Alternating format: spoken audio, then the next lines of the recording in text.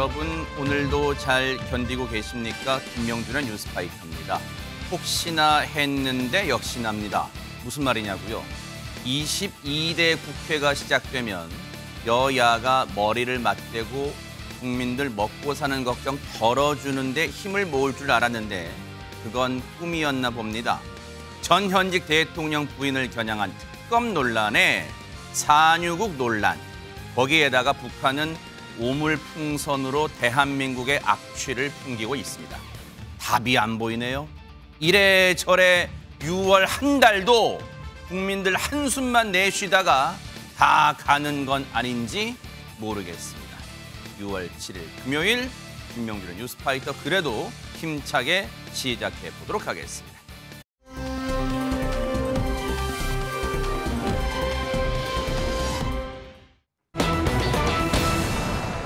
윤석열 대통령의 동해 석유 발표 이후에 정말 많은 의혹들, 문제점들이 제기가 됐는데 그런데 이러한 논란 속에 아브레우 박사라는 사람이 한국까지 찾아왔죠. 그리고 예고했던 것처럼 오늘 자신이 여러 가지 설명을 했어요. 과연 명확한 해답이 됐을까요? 영상부터 만나보시고 이어가 보도록 하겠습니다.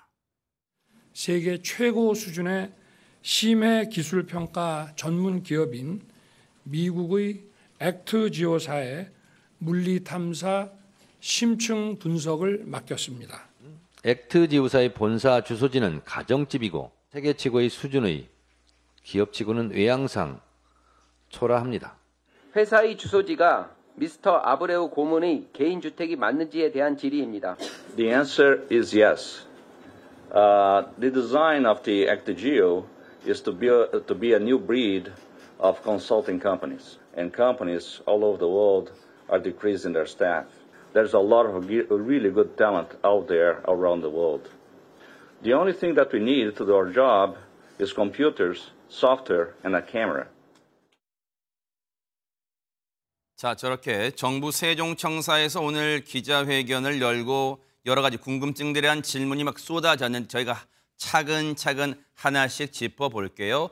먼저 장유미 변호사님, 일단 액트지오라는 회사와 그리고 아브레우 대표, 아브레우 박사에 대한 어떤 신뢰성이 문제가 일단 제기됐잖아요. 정말 믿을 만한가? 그 업체와 대표가 믿을 만한가? 공신력이 있는가? 세계적인 권위자인가? 막 그랬잖아요. 그렇습니다. 왜냐하면 액트지오의 본사 이 주소지를 검색해봤더니 이거 일반 주택 아닌가라는 의혹부터 시작이 됐었던 건데요. 네. 그 부분과 관련한 한국 기자의 질문을 받고 액트지오의 대표는 그건 자택이 맞다라고 이제 인정을 했습니다. 아, 자기 집이래요? 그렇습니다. 본인 집은 맞지만 다만 컨설팅 회사로서의 특수성이 있기 때문에 업무를 볼 때 반드시 필요한 게 컴퓨터, 소프트웨어, 카메라 등의 이 기기만 있으면 업무를 충분히 수행할 수 있고 이 부분은 한국 정부에서도 사전에 설명한 바가 있었는데요. 부테크 펌으로서 어떤 프로젝트가 있을 때마다 조금 사람들을 모아가지고 사업 수행을 하는데 방점이 찍혀 있다 보니까 평소에 많은 직원과 뭐 어떤 기물 같은 걸 유지할 필요가 없다라는 설명이었었습니다.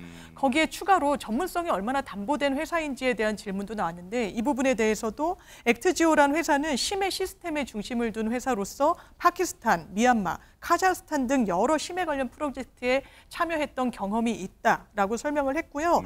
우리는 시추를 직접 시공하는 그런 회사가 아니라 분석하고 데이터를 해석하는 그런 역할을 수행한다라는 설명을 덧붙였습니다. 일단 아브레우 액트지오 대표의 얘기를 보면 그런 거잖아요. 건물 자체가 무슨 번지르 뭐 수십 층 되는 건물 그런 데는 아니지만 자기 집이 맞지만 그게 사무실이지만 거기에 핵심 요소만 있고 실제로 어떤 프로젝트를 맡게 되면 뭐 어떤 전문가는 어디에 있고 또 어떤 전문가는 여기에 모여 있기 때문에 한꺼번에 이 협업을 통해서 일을 처리한다. 그 설명을 한 거예요. 그런데 자, 이 부분은 이렇게 설명을 했다 치고 우리 국민들 입장에서 정말 또 궁금한 게 있잖아요.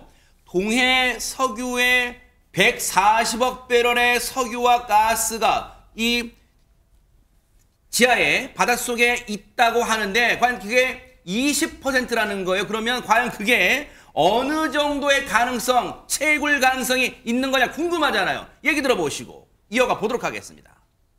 20% 수준이면 높은 것인가요? 20% is very good in a frontier basin. For comparison, the largest discovery in the world in the last 20 years or 25 years is the Liza prospect in Guyana. GECOS of Liza pre-drill was 16%. 20%면 높은 수치라는 거예요. 근데 그럼에도 백성문 변호사님, 시청자분들이나 이제 많은 국민분들은 아니 20%가 높다는 건 아브레오 박사 당신 생각이지. 그럼 많은 국내뿐 아니라 해외에도 수많은 이런 권위자가 있을 텐데 그분들이 보기에도 20%가 높은 겁니까? 라고 또 사실 물을 수 있잖아요. 그러니까 사실 20%의 성공률 하면 국민들 입장에서는 되게 낮게 느껴지죠. 20%의 성공률이라면 반대로 80% 실패율을 또 의미하기도 하니까. 그런데 지금 뭐 아브레우 대표의 얘기나 그리고 이와 관련된 뭐 여러 저도 기사들을 보면 보통 성공률이 20%면 굉장히 높은 거라고는 합니다. 최근에 뭐 가장 큰 매장량이 있었던 가이아나이드 리자에서 16% 정도 성공률이었는데 거기서 40억 배럴 회수 가능한 석유 매장량이 발견된 것도 있었고 통상 5%를 기준으로 하고 보통 성공 가능성이 15%면 꽤 높은 수치라고 하는데 그래요? 그걸 기준으로 한다면 20%는 굉장히 높은 수치라고 할 수 있을 것 같습니다. 다만 네. 이제 가장 중요한 건 20%의 수치가 높은 확률이냐 아니냐보다 더 중요한 건 이 20%의 산출 근거가 더 중요한 거 아니겠습니까? 그 부분이 이제 명확하게 와 닿는다면 이건 충분히 시도해볼 만한 가치가 있는 그런 수치라고 봐야 될 것 같습니다. 그렇군요. 들으신 것처럼 액트지오 대표 아브레우 박사는 20%의 성공 가능성, 이거 꽤 높은 편이다 이렇게 얘기를 하고 있습니다만 야당은 여전히 의심의 눈초리를 거두지 않고 있어요. 얘기 들어보시고 이어가 보도록 하겠습니다. Very strange, 매우 이상합니다. 세계 수준의 호주 최대 석유 개발회사 우드사이드가 한국 영일만 일대 심해 탐사 사업이 더 이상 가망성이 없다고 작년 1월 철수했다고 합니다. 두 회사의 본사 전경 모습입니다. 이것이 우드사이드이고 이것이 액트지오사 본사 사옥 건물입니다. 여러분들은 어떤 생각이 드십니까? 가정집이 본사이고 사실상 1인 기업에 가까운 연매출 27,700달러 한화 3,800만 원의 듣보잡 액트지오사. 2022년 기준 23조 940억 원 매출의 직원 4,500명 이상의 우드사이드사.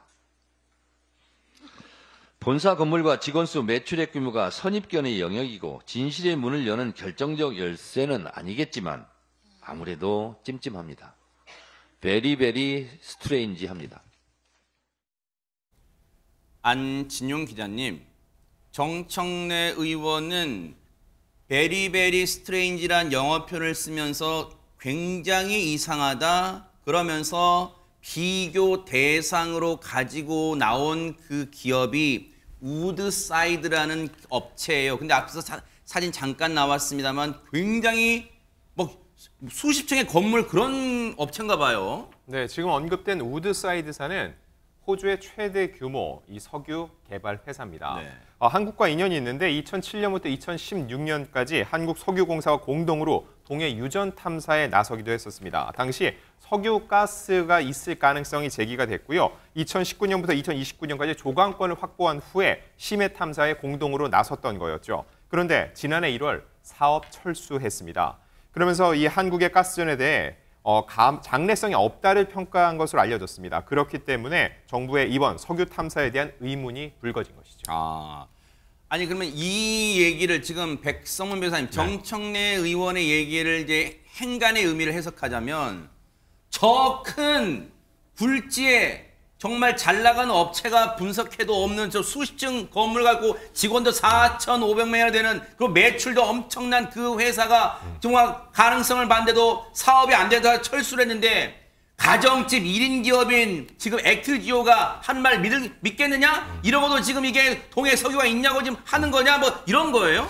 그러니까 정청래 의원 얘기로는 아니 지금 저렇게 엄청난 어마어마한 전 세계적인 대기업이 철수를 했는데 우리가 별로 들어보지 못한 액트지오사에서 20% 확률이 있고 매장량이 이 정도다라고 얘기하는 걸 믿을 수 있겠냐 이런 취지인 것 같은데요. 네.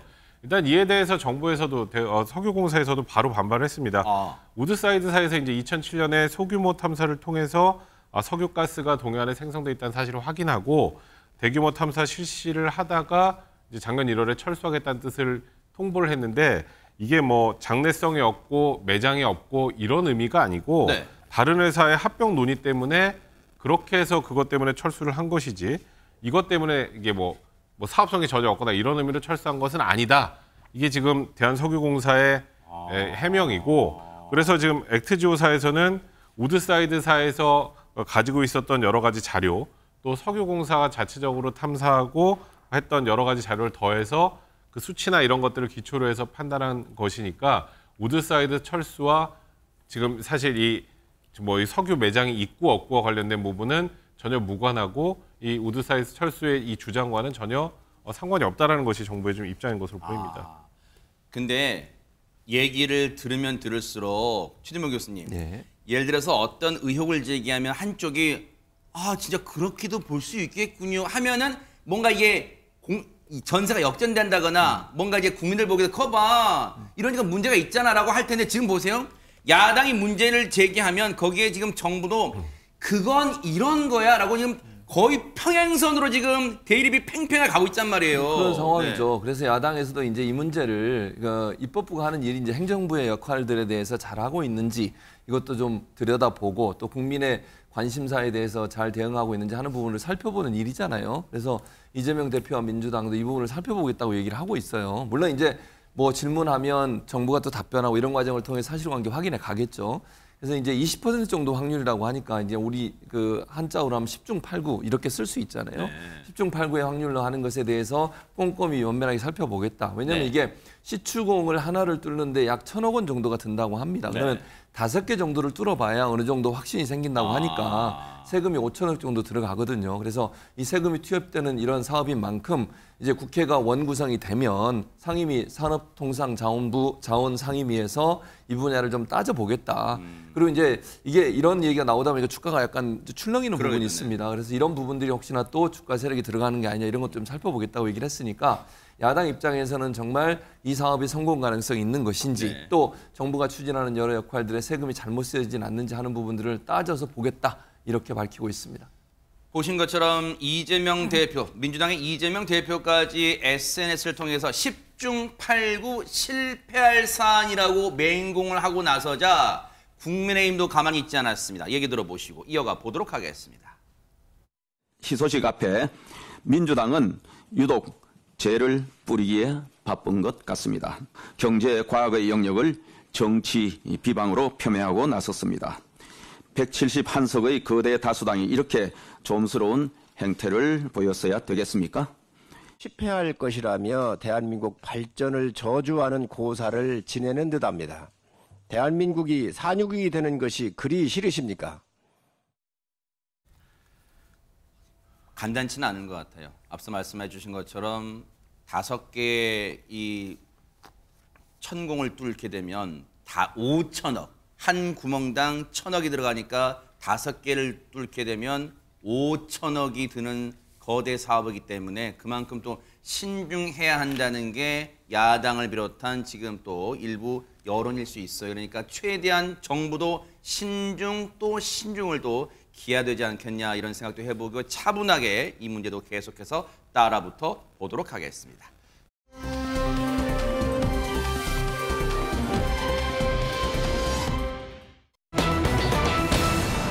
논란거리가 또 있죠. 지금 대한민국 사회에 김정숙 여사의 과거 인도 방문을 두고 지금 여야 간의 공방이 계속해서 오늘도 이어지고 있는데 이런 가운데 눈길을 사로잡는 기자회견이 열렸어요. 얘기 들어보시고 이어가 보도록 하겠습니다. 2018년 11월 인도 방문은 2018년 7월에 정상회담에서 인도 모디 총리의 요청에 따른 것이었습니다. 모디 총리가 보낸 서한문 내용에 보면은요, 대한민국 영부인인 김정숙 여사님께서 대표단과 함께 인도를 방문하여 디왈리 축제 주빈으로 참석하여 주시기를 공식 초청하게 된 것을 매우 기쁘게 생각합니다. 여사님의 인도 방문을 따뜻하게 환영할 것임을 확언합니다. 이렇게 공식 요청을 했다는 말씀을 드리고요. 모든 외교 일정은요, 사전에 일정을 두 나라가 상의해서 일정을 세우고 경호 문제와 관련해서 사전 점검까지 해야 되기 때문에 사전에 타지마할 같은 것들이 일정에 들어있지 않았다는 건 사실이 아니고요. 7일 날 10시 반부터 11시 반에 타지마할을 방문하는 일정이 들어있었고, 이거는 인도 정부의 공식적인 요청이 반영된 일정이라는 점을 말씀을 드리겠습니다. 자, 이담 아나운서. 도종환 전 문화체육관광부 장관이 오늘 기자회견장에 나왔는데, 자, 여러 가지 설명을 했어요. 그런데 일단 앞서 어떤 문서 같은 거 막 영어로도 써있고 하는 뭐 그런 문서를 가지고 나왔는데, 일단 그 문서가 뭘고 뭐 어떤 설명을 한 거예요? 지금 설명 좀 해주세요. 네, 일단 도종환 전 문화체육관광부 장관은요, 문재인 전 대통령의 부인 김정숙 여사와 함께 2018년 11월에 인도를 방문을 했었습니다. 네. 당시에 정부 대표 단장이었고요. 오늘 기자회견에는 함께 갔던 당시 청와대 부대변인 고민정 최고위원과 또 국정상황실장이었던 윤건영 의원이 함께 했습니다. 방금 공개한 내용은, 그 문서는 인도 모디 총리가 보냈던 초청장입니다. 오늘 오전에 한 라디오 인터뷰에서도요, 인도 총리 명의의 서한 원본과 또 비공식 번역본 2개 다 공개를 하기도 했습니다. 네. 내용을 보시면 대통령님의 인도 방문 기간 중 등불 축제에 한국 고위급 대표단이 참석해달라는 말씀을 드릴 기회가 있었다라고 했는데요. 네. 이게 2018년 7월에 있었던 정상회담 당시에 인도 방문했을 때 그런 초청을 했었다라는 내용을 담은 거고요. 그리고 영부인 김정숙 여사님 공식 초청하게 된 것을 매우 기쁘게 생각한다. 여사님의 인도 방문을 따뜻하게 환영한다라고 말한 것으로 되어 있습니다. 이 문서를 공개하면서 이번 문제 제기에 대해서 김건희 여사의 여러 가지 범죄 혐의를 덮기 위한 물귀신 작전을 펼치는 거라면서 셀프 초청 의혹에 대해서 강하게 반박을 했습니다. 셀프 초청이라는 건 있을 수 없다라면서요. 오늘 아침 라디오 인터뷰에서도 사실에 근거한 주장이 하나도 없다라고 이야기하기도 했습니다. 앞서 배현진 의원이 10월 26일에 모디 총리로부터 받은 그 초청장을 공개하라라고 이야기한 바 있는데요. 그에 대응한 것으로 보입니다. 네. 지금 저렇게 기자회견도 하고요. 이보다 앞서서 라디오에 출연해서 인터뷰 때도 인도의 모디 총리가 당시에 직접 보낸 초청장이다. 이렇게 하면서 공개한 거예요. 근데 보세요. 문득 그런 생각도 드시잖아요. 저 초청장, 자, 2018년에 받은 초청장이에요. 그러면 저걸 지금도 도종환 전 장관이 갖고 있었던 걸까요? 저게 어디서 구한 걸까요? 홈페이지 가면 다운받을 수 있을까요? 어떻게 되는 걸까요? 궁금하잖아요. 관련 내용 들어보시고 이어가 보도록 하겠습니다. 제가 장관을 할 때 그 공식 출장과 관련해서 보고를 받기도 하고, 출장 끝나면 결과 보고서를 받기도 하고, 그런 자료들의 복사본입니다. 그거는 뭐 계속 가지고 있었는지 지금 받았는지는 그건 뭐 답변을 안 드리겠습니다. 말꼬리를 잡는 게 아니라 장윤 변호사님, 네. 이 기자회견을 국민이 상당히 관심 있게 지켜봤잖아요. 그러면 한전 의혹도 안 남기겠다는 차원에서 오늘 그런 취지로 기자회견을 했다면, 저 공식 초청장이 복사본이라면 저게 어디서 났는지도 밝혀야 되는 거 아니에요? 왜 그 과정을 못 밝히는 거야? 아까 제가 말씀드렸잖아요. 기념으로, 당시에 장관이니까 그걸 기념으로 6년 지난 2018년의 일이에요. 6년이 지난 지금까지도 내가 기념으로 갖고 있었던 거예요. 아니면 어디서 받았어요? 누가 줬어요? 문화체육관광부에 있는 내가 아는 직원이 줬어요. 아니면 문화체육관광부 장관 홈페이지 가면 다운받을 수 있어요. 아니면 청와대 홈페이지 가면 다운받을 수 있어요. 뭐 밝혀야 되는 거 아니에요? 실제로 공식 초청장은요, 대통령이 사유할 수 없고 공식 기록물이기 때문에 대통령 기록물로 분류돼서 보관이 되고 있고요. 네. 최근에 이 부분이 논란이 되고 뭐 셀프 초청이다, 어떻게 초청의 경위가 이루어졌는지에 대해서 논란이 되자 사실 이 기록물은 일반인이 접근할 수는 없고요. 때문에 대통령은 그렇지만 접근이 가능하기 때문에 전직 대통령은 본인들의 비서관에게 위임을 해서 위임장을 들고 해당 초청장을 확인했다라는 보도는 있었습니다. 관련 주장도 나왔었고요. 그래서 네. 그 과정에서 혹시 부본을 습득하게 된 것이 아닌지, 그리고 아니면 이제 원본은 어쨌든 국가기록으로 둬야 되니까 그 당시에 뭐 부본을 따로 갖고 있었는지에 대해서는 도정환 장관이 이렇게 정확하게 설명을 하지 못했지만 아마 그런 경위로 습득하게 된 게 아닐까라고 좀 추정되는 부분은 있습니다. 그러면 계속해서 꼬리에 꼬리를 무는 질문이 나올 수 있는 게 이게 지금 국가적으로 너무너무 뭔가 소모된 거잖아요. 최진봉 교수님.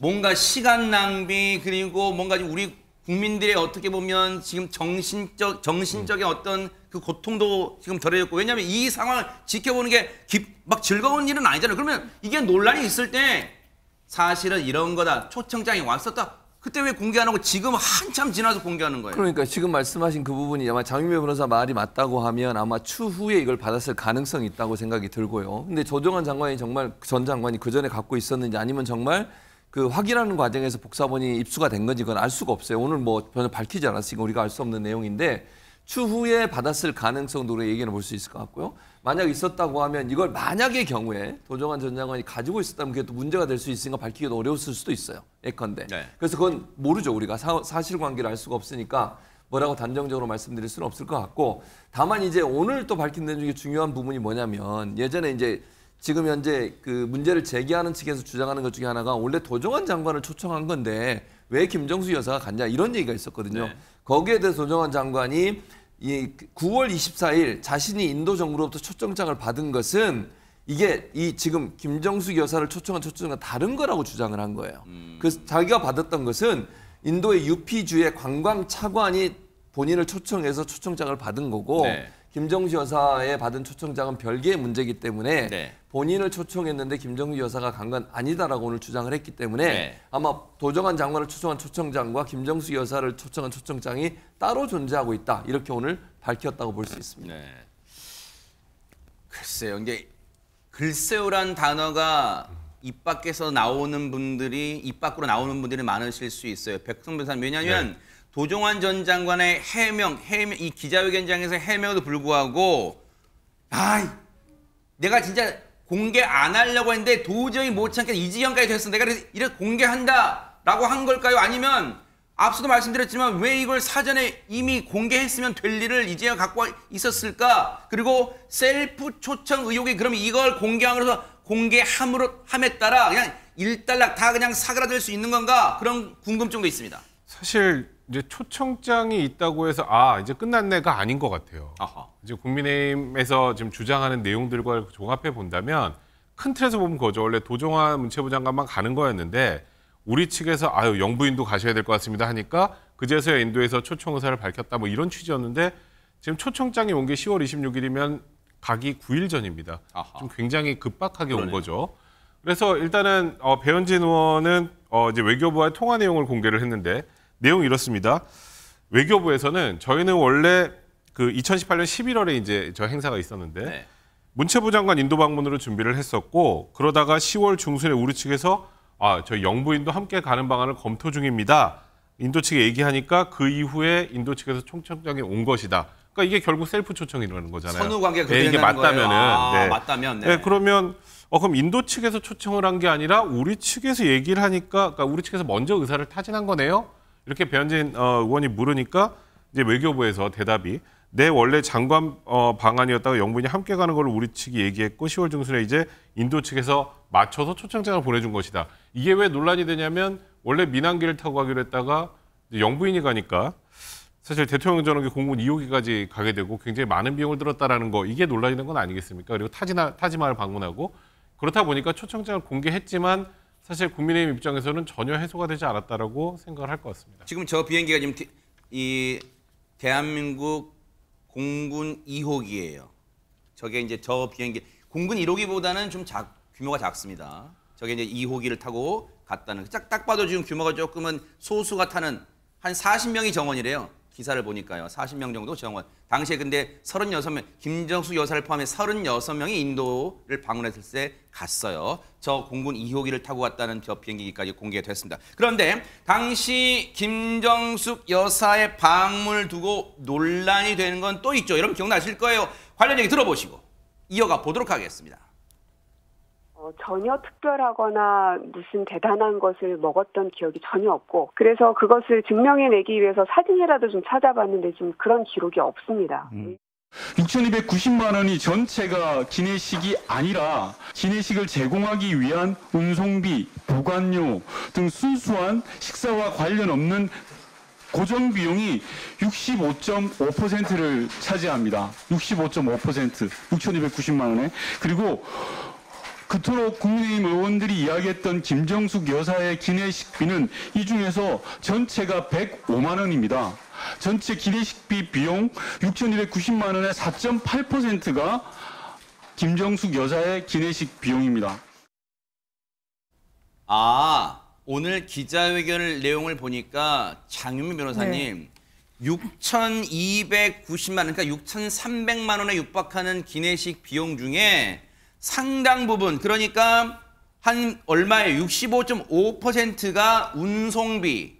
왜냐하면 기내식을 만들어 놓고 만들면 뭐합니까? 그걸 비행기로 공군 2호기로 갔다가 실어야 되니까 운송비, 보관료, 그리고 그 음식은 누가 만들어요? 조리장 등 그 인력들이 만드니까 인건비 등등등 합치니까 그런 비용이 65.5%가 3천만 원 넘는다. 지금 그 얘기를 한 거네요. 그렇습니다. 실제로 6천만 원이 넘는 비용이 다 식비 아니냐라는 의혹이 제기되니까요. 그중에서 정말 음식값이라고 할 수 있는 부분은 굉장히 적은 비용에 불과하다. 왜냐하면 나머지는 운송이나 아니면 보관하는 데 부대되는 비용이 상당히 많이 들어가기 때문이라는 주장을 내놓은 건데요. 일단 윤건영 의원은 이 자료를 문체부와 대한항공이 갖고 있어서 지금까지 의혹을 해소하기 위해서 관련 자료를 계속 요청했지만 이제 오늘에야 지급받았다라고 하면서 이 세부 내역을 공개를 한 겁니다. 말씀드린 대로 전체 기내식 비용 중에 기내식을 제공하기 위한 보관료, 운송비가 순수 식사와 관련 없는 고정 비용의 65% 이상을 차지했다고 주장을 했고요. 기내식 비용 중에 김정숙 여사가 먹은 실제 식비는 한 105만 원 정도라고 이야기를 했고 지금까지는 6,292만 원의 기내식 비용을 36명이 탑승했다는 걸 전제로 계속해서 이 식당 그 한 끼당 그 비용을 계산했었거든요. 그런데 그 당시에 실제로 탑승한 인원은 50명이었다고 바로잡기도 했습니다.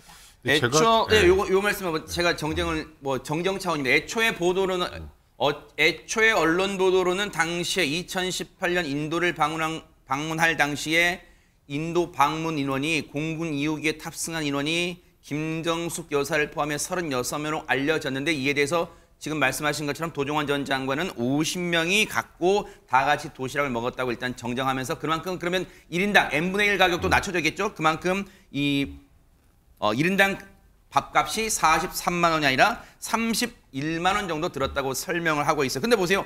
백성 변호사님. 앞서 도종환 전 장관이 인도 총리 초청장 공개할 때도 그걸 지금까지 갖고 있었느냐를 밝힐 수는 없다고 했어요. 왜냐하면 뭔가 찜찜한 구석이 있어요. 그럼 보세요. 이번에도 윤건영 의원이 얘기했어요. 당시 국정상황실장이에요.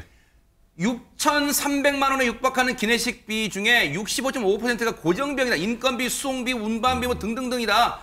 그런데 정작 시청자들 궁금한 건 그러니까 뭘 먹었냐고요. 그거 물어보는 거 아니에요? 그러니까 지금 그 부분 관련해서는 좀 상세 내역을 좀 공개해달라고 지금 뭐 얘기를 한 대한항공이라는 쪽에 공개를 요청하시는 것 같은데 여기에 함정이 하나 있어요. 제가 생각하기에. 제가 예를 들어서 대한항공 타서 기내식을 먹으면 기내식 가격이 식자재 비용 플러스 인건비만 들어가 있나요? 거기에도 운송비, 보관료 다 들어가 있는 겁니다. 그게 15만 원이라고 하는 거예요. 1등석이.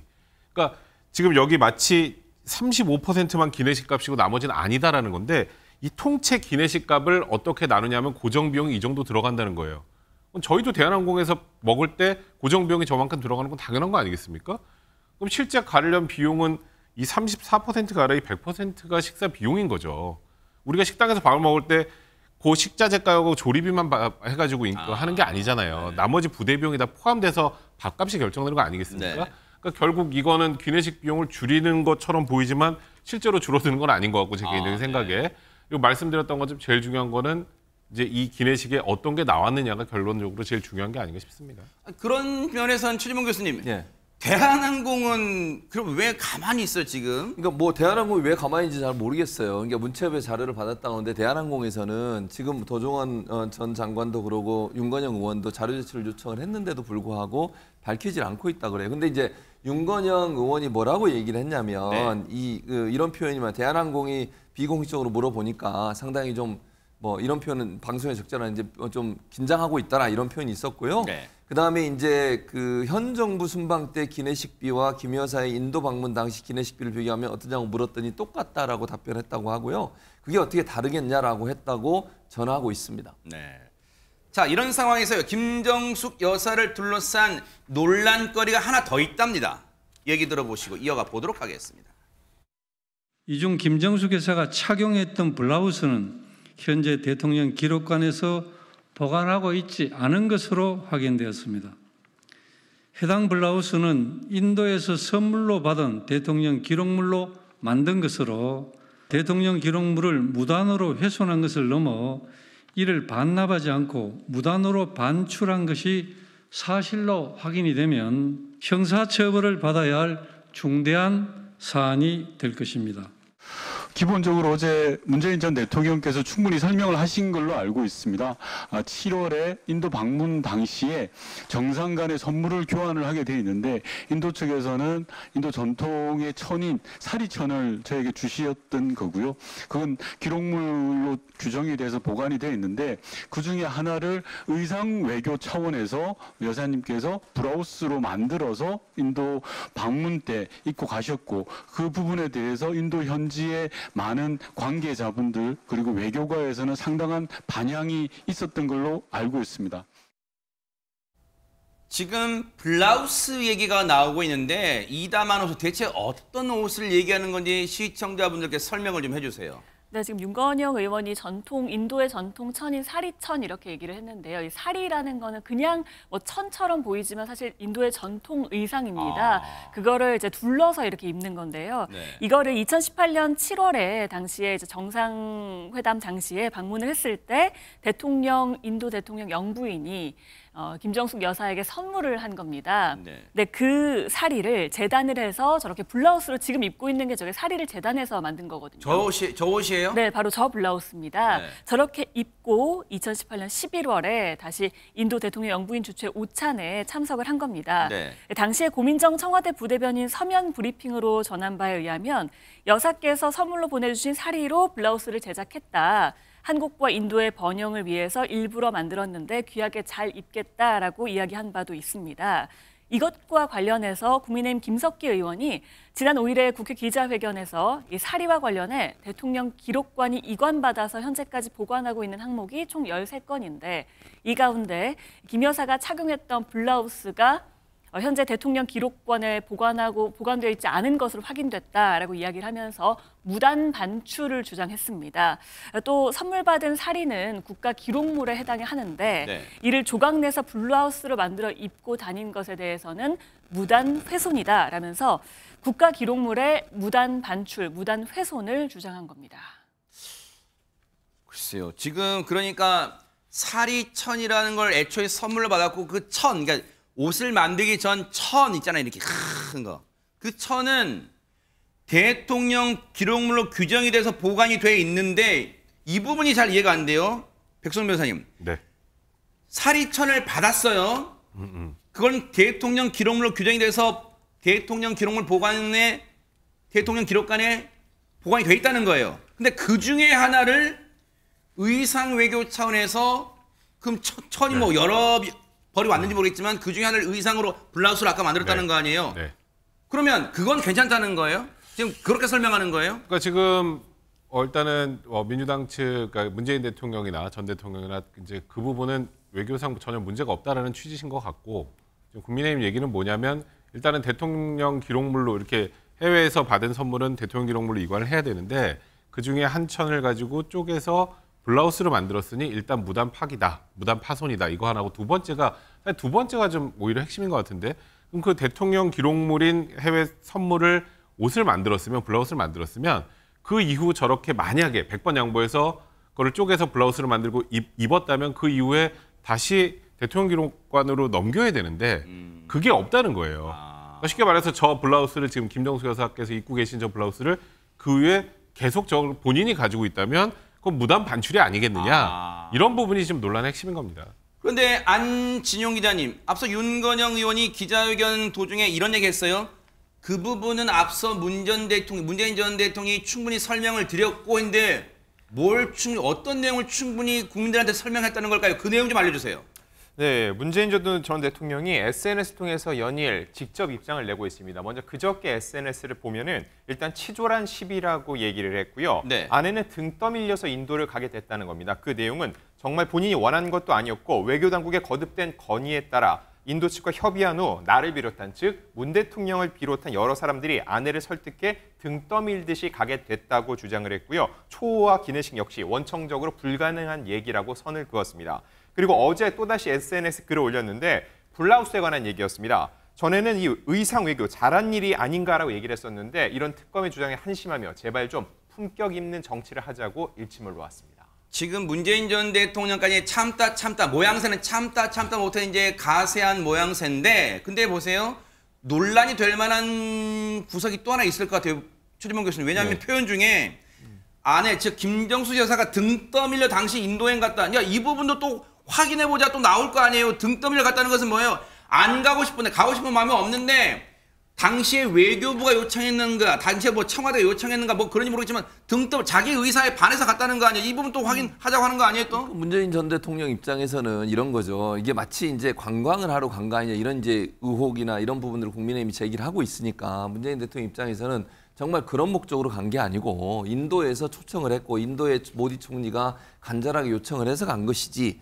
무슨 뭐 그 타지 마을인가요? 거기에 방문하러 간 게 아니다. 그건 들어있긴 하지만 목적 자체가 모디 총리의 강력한 요청 때문에 이루어졌다는 부분을 강조하고 싶었던 것 같아요. 네. 문재인 전 대통령 입장에서도 지금 이렇게 계속 침묵하고 있는 것이 본인한테 도움이 안 된다고 판단한 것 같고요. 네. 왜냐하면 이게 이제 계속 논란을 키우면서 커지고 있잖아요.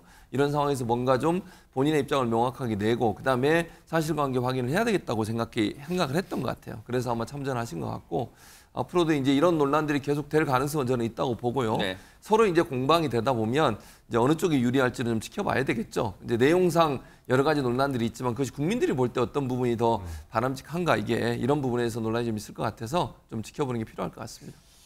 글쎄요. 내일 모레가 주말인데 주말을 거치면서 이게 어떤 새로운 국면을 맞을지 아니면 사그라들지 한번 지켜보도록 하겠습니다.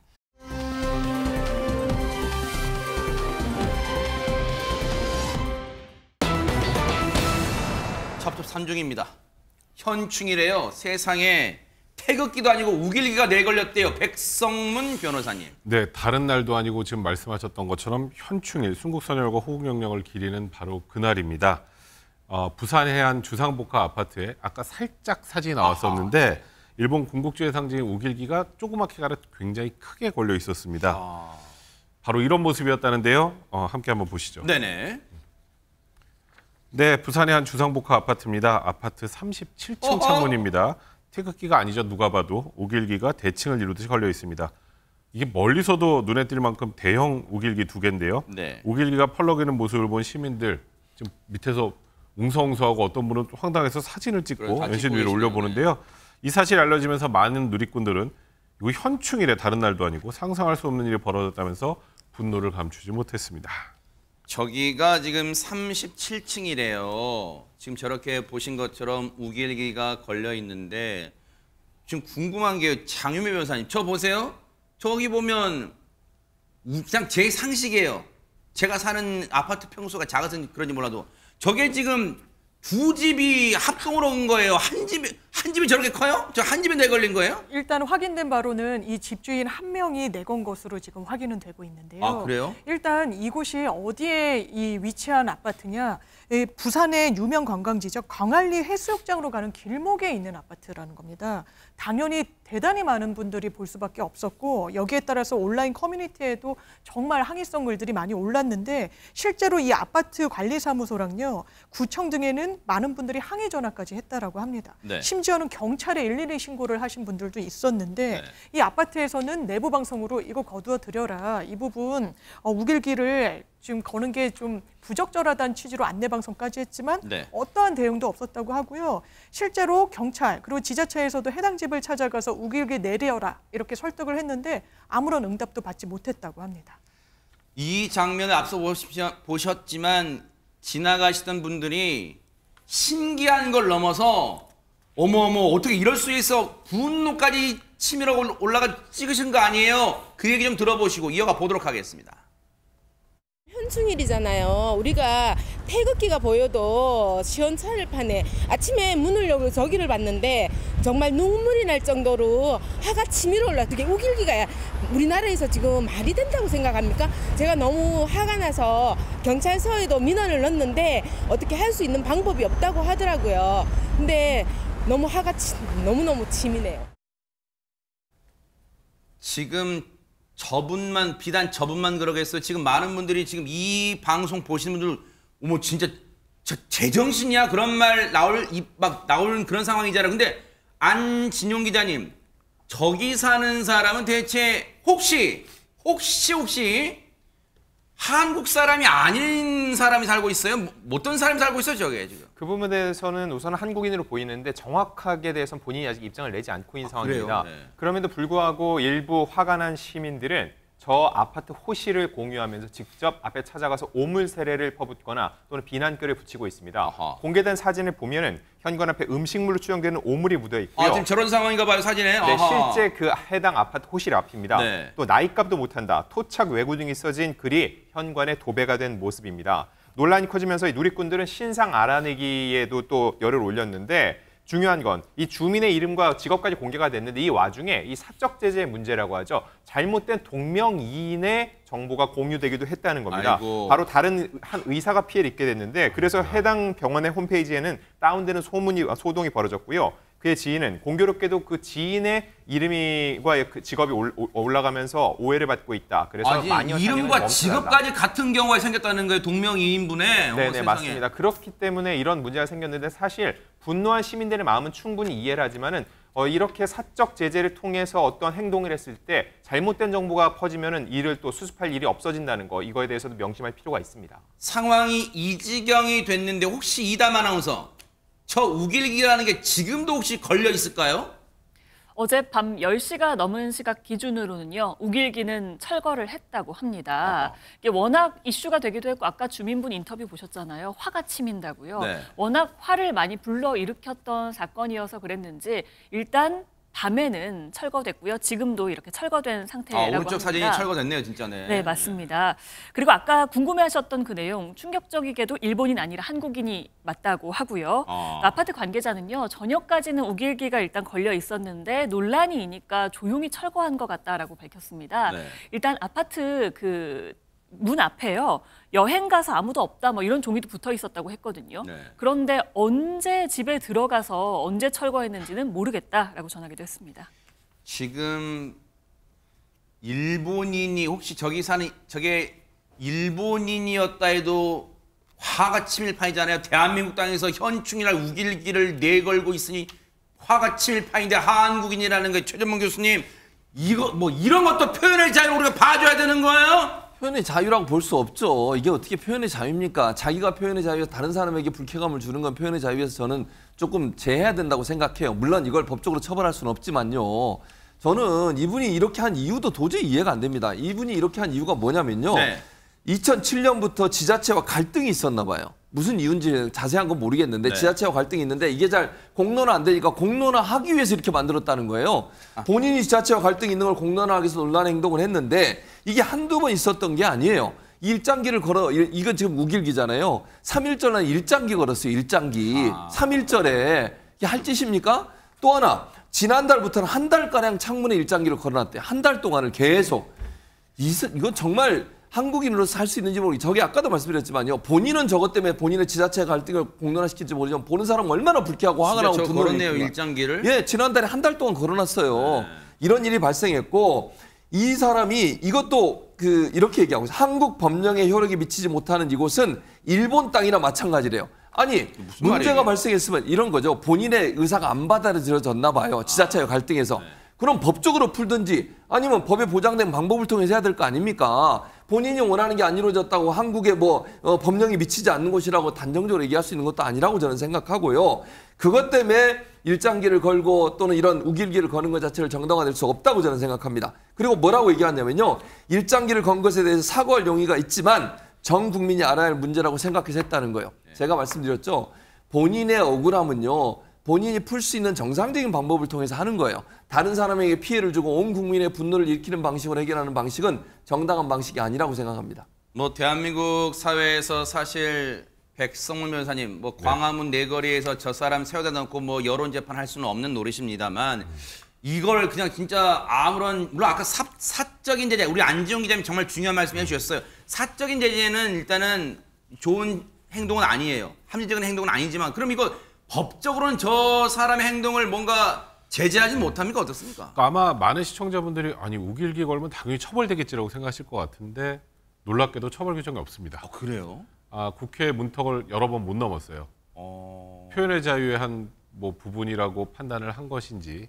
그래서 사실 지금 저거를 무슨 특정한 죄명으로 처벌하기 쉽지 않고요. 다만 서울시에만 금지하는 조례가 있습니다. 그리고 지금 현행 법으로는 없고, 그래서 일단은 저 사람을 처벌을 하려고 고민을 하다 나온 게 5개월 광고물법 위반이에요. 근데 저는 5개월 광고물법 위반에 해당될지도 지금 의문이고, 그래요? 사실 이 부분은, 그러니까 이거는 사실 표현의 자유의 한계를 넘었다는 건 거의 모든 국민들이 다 공감하실 거예요. 이런 부분들 관련해서는 어느 정도 처벌 규정이 필요하지 않을까 저는 개인적으로 생각이 듭니다.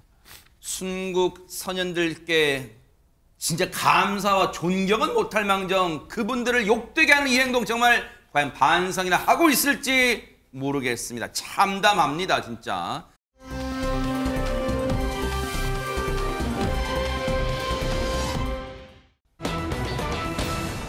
자, 분위기 바꿔봅니다. 해외 팬들도 홀린 이 남매, 어머 이상하게 이 남매가 대체 누군지 궁금합니다, 안지용 기자님. 네, 오늘 소개해드릴 이 남매, 실제 남매는 아니고요. 한국에서 참 많은 성이죠. 이씨 성을 가진 두 스타 남매를 얘기해 볼까 합니다. 오호. 자, 한국을 넘어 해외 팬까지 사로잡았다고 하는데 과연 누구인지 이 이씨 남매 중에 누나 누구일지 영상으로 먼저 만나보시죠. 네. 본부단소 영소피장이에요. 라면 먹을래요? 예뻐야 돼. 뭐든지 예쁜 게 좋아. 너나 잘하세요. 아이를 찾으러 왔어요.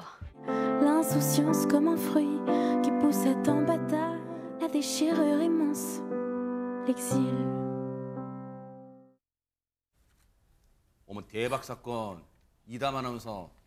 이영애 씨는 진짜 산소 같은, 지금도 산소 같은 여자네요. 진짜 대박 사건입니다, 자태가. 그러니까요. 올해 53세라고 하는데 이게 그래요? 믿어지지가 않는 정말 어머나. 보혹적이고 정말 우아한 자태 말을 잃었습니다. 네.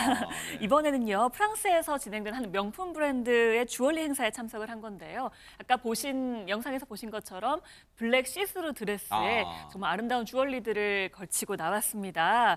이날 이영애 씨가 한 주얼리는요, 지금 보시는 거 저 파란색 있죠? 네. 저게 로열 블루 사파이어라고 하는데 네. 무려 27.83 캐럿이라고 합니다. 뭐, 저도 1캐럿 뭐 이런 건 들어봤는데 27캐럿은 처음 들어보는데요. 그리고 또 그 위에 있는 것도요. 해당 브랜드의 특별 디자인이 들어간 다이아몬드인데 이것도 5캐럿이 넘더라고요. 네. 그런 목걸이들도 했고요. 뭐 로열 블루 사파이어와 옐로우 골드가 조화롭게 어우러진 귀걸이, 반지까지 했는데 가만히 있어도 반짝반짝 빛나는데 눈이 부실 지경입니다. 그러네요. 근데 이렇게 명품으로 치장해도 예쁘지만 사실 백성문 변호사님, 네. 이영애 씨를 사랑하는 분들 많은 기억 속에 또 저렇게 명품 치장 없이도 참 수수한 모습으로 참 너무 매력적이다, 예쁘다 그렇게 생각하시잖아요. 그러니까 이영애 씨는 정말 뭐 저렇게 하고 있으면 뭐 눈이 부실 정도로 아름답지만 더 아름다운 순간이 있습니다. 아이 엄마인 모습인데요. 영상으로 한번 만나보시죠. 네네.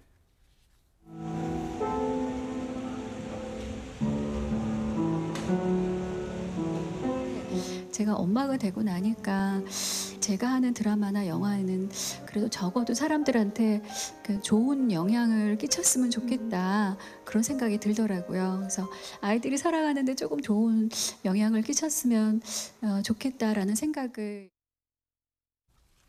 야, 진짜 최재문 교수님 네. 질투의 대상 될 것 같아요. 아니 예쁜데다가 피아노도 지금 잘 치는 것 같습니다. 그러니까요. 피아노까지 저렇게 잘 치시면 어쩌라는 건지 잘 네. 모르겠습니다. 이게 모습이 아까 그 화려했던 모습은 완전히 다르잖아요. 네. 소탈한 모습, 그냥 일반 엄마 모습이잖아요. 왜 저런 모습이 형성이 됐냐면 아이들 학교에 갔다 오신 날이에요. 아이들 학교에서 무슨 일이 있었냐면 이제 부모님들이 참관하는 학부모 참관 수업 날 있잖아요. 그래요? 그 학부모 참관 수업 날 글을 함께 올리면서 저 모습도 함께 영상을 올렸습니다. 그래서 아마 학교에 가시면서는 너무 화려하게 입고 가시는 것보다는 그냥 일반 엄마처럼 아이들 엄마의 모습으로 갔다고 보여지는 거고요. 아마 이제 저런 모습이 우리 시청자들이나 팬들한테 더 환호받는다고 저는 생각해요.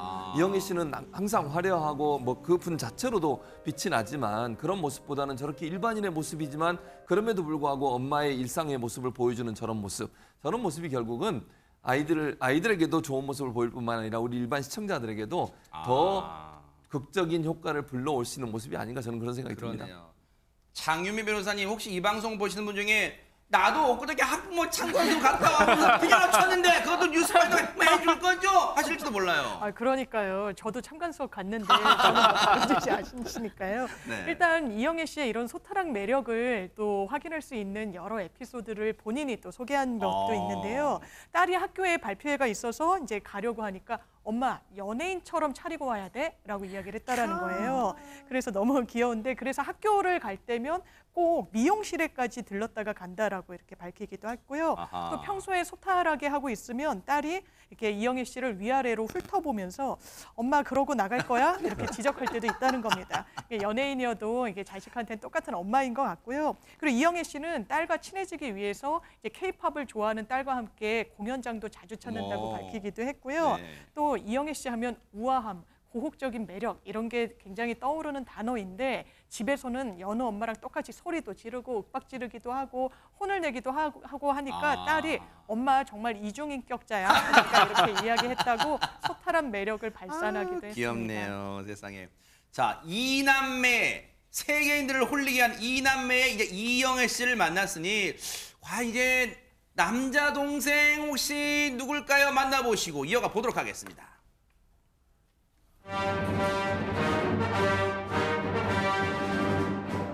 But you are no Jedi. 스타워즈를 촬영했다는 것에 대해서 아직도 믿겨지지가 않고요. 더 노력을 해서 제가 일 언어가 아닌 영어를 최대한 더 연습을 해서 잘 표현하고 싶었기에 정말 진짜 밤잠 못 자면서 정말 연습을 많이 했습니다. Your eyes can deceive you. You must not trust them.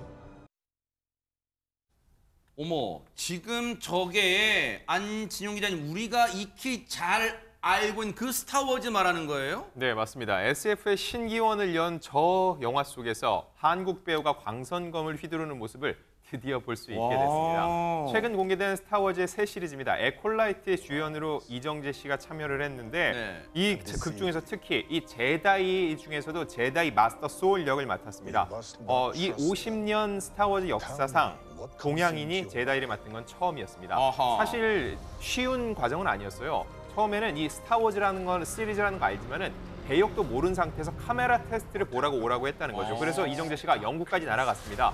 여기서 보면서 일종의 오디션을 보나 보다 했는데 누구랑 부른지 알려주지 않았는데 알고 보니 유명 배우들이 꽤 여러 명 있었고 7일에서 열흘 후에 합격 통보를 하는데 그때 당신이 맡은 역할은 제다이다. 즉 스타워즈의 사실상 주인공을 맡게 됐다는 걸 알려줬다는 거죠. 야, 다른 역할도 아니고 제다이예요. 스타워즈의 주인공이 누구냐? 제다이. 뭐 이런 건지 모르겠습니다만. 최진봉 교수님, 미국에서 오신 최진봉 교수님.